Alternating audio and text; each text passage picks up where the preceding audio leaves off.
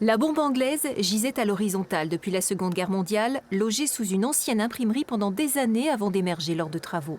Cet héritage des bombardements intenses de la ville n'a guère surpris les habitants. Ils ont quitté leur logement plutôt serein. On leur fait confiance, hein, ils savent ce qu'ils font normalement. Bon, écoutez, c'est la sécurité, il ne faut peut-être pas rigoler avec ça, on ne sait jamais ce qui peut se passer. La ville a dû organiser l'évacuation de 2300 personnes dans un rayon de 400 mètres.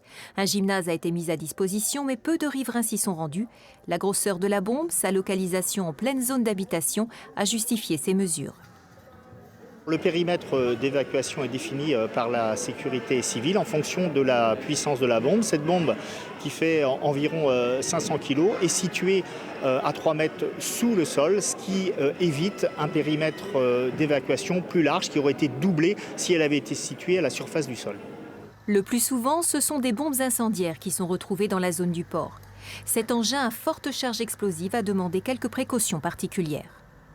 Il semblerait qu'il y ait eu une tentative de désamorçage sans doute très ancienne de cette bombe, sans doute juste après la guerre n'ayant pas réussi.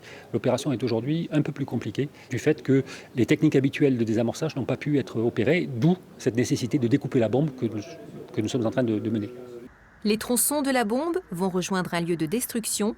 Les habitants, quant à eux, ont retrouvé leur logement, presque comme s'il ne s'était rien passé.